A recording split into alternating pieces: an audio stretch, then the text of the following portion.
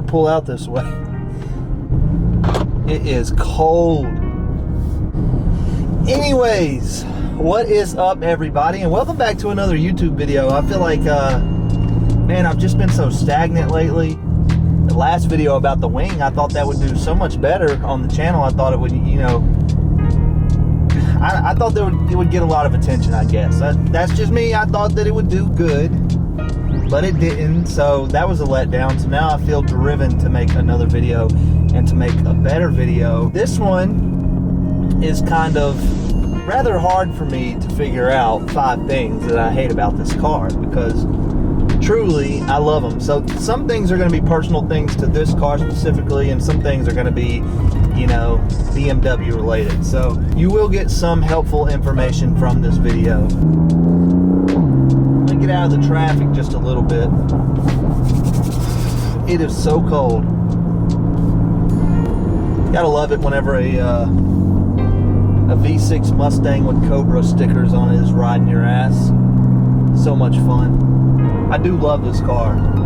I do love this car. It really is going to be hard for me to find 5 things that I hate about this car, because it's just, you know, to me it was my dream car, so it really is a work of art to me. But there are some things.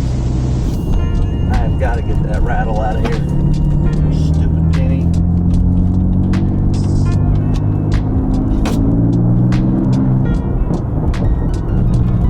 Don't judge me, but maybe someone will find this on heads. Nice Porsche.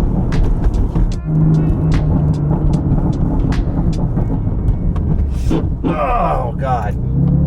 Alright, so now that I am officially back on a 2-lane road where there's not so much traffic going on, and I can think and safely convey some thoughts while driving. First thing that I hate about this car, the thing that I hate the most, and this is a F8X problem, I think, because you don't see it on any of the other cars.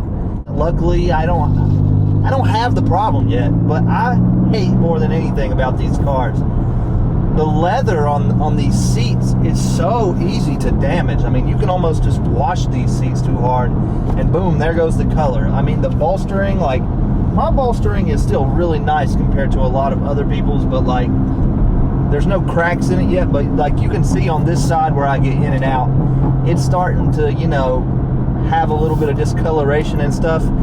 I just don't get it. I mean, my F30, the leather quality is not near as nice, but you can't even tell that car's been driven 100,000 miles. And this thing, and a lot of these cars, you know, they start going bad really quickly. I see a lot of nice cars. I think I saw a CS the other day for sale with, like, I think the #1 comment that was like the most liked comment under the post was, that bolster's holding on for dear life. And it's like, I know that it goes to the owner just a little bit, like it's on the owner to make sure that their bolsters don't get cracked up and discolored, but like, I just have a feeling it has something to do with these cars. That's why you see it all the time.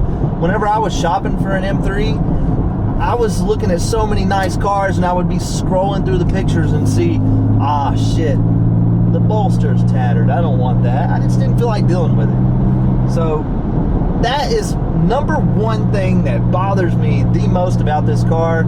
And let me tell you, if that's it, this car is pretty damn good. So #2 is one of these things that it doesn't necessarily apply to everybody's car. This one would be something that applies to my car in general.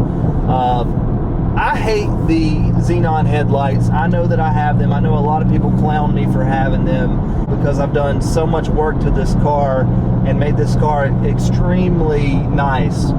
I mean, I would like to think that I've made this car really nice. People love the modifications that I've done. You know, I could have bought Icon headlights and everything 2 times over, 3 times over for what I've paid to get everything done, but to me, I just think that the Icon headlight thing is something that I don't want to just jump headfirst into. I know that there's some things that have to be done with coding and like the modules and the wiring, so I just want to wait until that feels like it's something that has presented itself to me. And that's what happens with a lot of these modifications that I do to these cars. Like, I have in mind what I want to do, but I don't just go out and spend the money on them. Like, usually something will happen that pushes me into doing a certain modification, whether it be getting a good deal on something or just like something popping up like locally that I can go grab easily and it be very accessible. Those are the sort of things I go for as far as modifications, or maybe a company wanting to work with me. I usually wait for that sort of thing. So that just hasn't happened yet, but it will happen. I hate the xenon headlights. Like, why did you put those on an F80 or an F82? I mean, that's like the worst headlights you can get on an F32 4 Series. I mean, it's terrible. They're terrible. Like, they don't look bad whenever they're running, like whenever they're on, but whenever the car's off, you got all this chrome. It's just so bulky and cheap looking. They're fine for like an F30, but why they put those on these cars, I don't know. I would be much happier with the first LCI, the adaptive headlights. I would be, if I had those on this car, I probably wouldn't even worry about doing icons that much. But I hate these headlights. Like I said, that's not even really fully an F8X thing, but I just can't believe that they put those headlights on this car, especially this one. It's literally fully loaded. Other than that, this car, LCI, fully loaded, executive package. Only thing it doesn't have is competition package and the adaptive lighting package. So whoever spec'd this car, if someone did, good job. You didn't know anything about the headlights, I'm guessing, because they're just not good. It is really hard to find things that I hate about this car, because I really, really love this car. Like, even with the headlights, doesn't make me embarrassed of this car. You know, like, they're just, you know, this car happens to have the worst headlights. It's still a BMW. They're still good headlights. They're very bright. They're very nice looking whenever they're on. But they just, you know, they don't look holographic. They just don't look the best. They're not the best ones. Like I said, it's hard to find 5 things that I hate about this car, because I truly love being an F8X owner. So number 3, something that I hate about this car. Let's see here. Let me think. I hate the fact that you have to do the crank up on these cars. Like, I didn't want to acknowledge that that's something that you should do, like, before I bought the car. Like, before I bought the car, I had, like, lied to myself, kind of, and told myself it was a myth, or that I wasn't going to do it.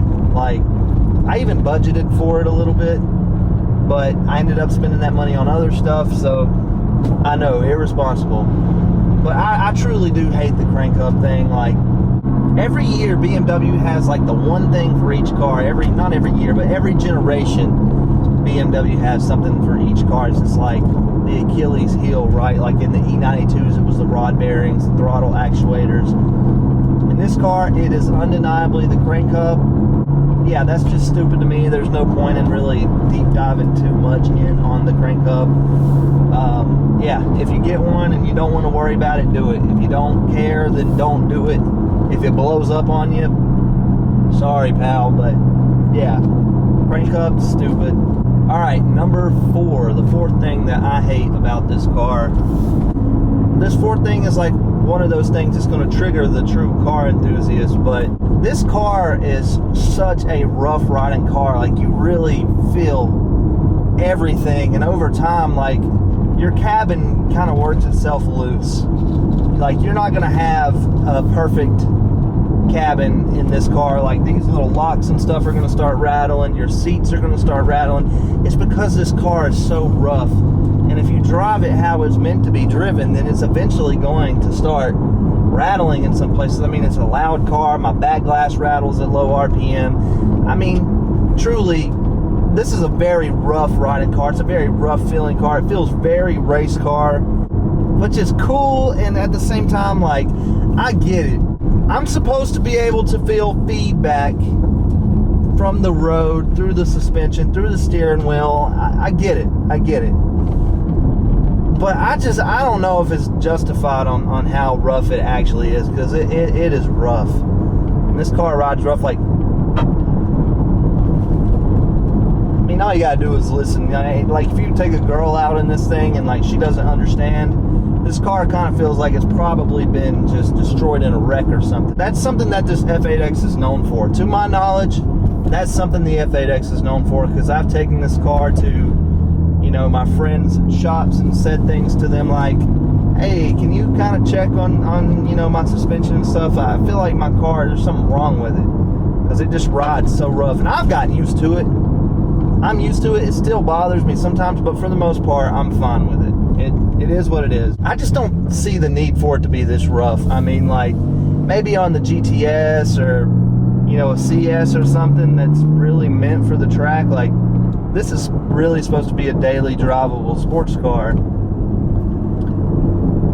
Is it that big of a deal? No. Like I said, guys, it's so hard for me to figure out 5 things that I hate about this car, because, like, I really don't hate anything. Like, the things that I do hate are stupid. You know, they don't make any difference. This car is a great car. Other than the crank hub, everything that I've stated is just kind of like reaching really hard. 5th thing that I hate about this car, this is one of those that's kind of like not hard to convey, but it's a weird one, right? Because like, people don't like the way that this car sounds, but it doesn't stop people from buying this car. I wouldn't say that I necessarily hate the sound of this car. I wish that, you know, for the way that this car looks and what this car is, like, the V8 sound is way better, and like, it can sound pretty ricey sometimes. Like, I don't love the way it sounds. Obviously, I'm saying that I hate it, but I don't know if I hate it either. I like the way this car sounds sometimes. That sounded cool to me. Like, the downshifts and the pops, that all sounds pretty cool to me. Whenever you're kind of coasting through a parking lot, 1st and 2nd gear, and the car's just been started, it's not necessarily warm, it does not sound good at those times. There's things you can do, but you're never gonna get that satisfying, like, grunt of a V8 from this car. Anything above a V8, I mean, it just,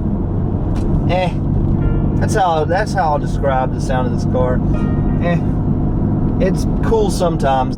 Whenever you're really on this car, like, that kind of goes out the window. You know that something crazy is going by whenever it's at full speed going by. But for the most part, that is the 5th thing that I really just, I don't even want to say I hate it, because like I've said, sometimes I like it, but I'll just say, I don't know.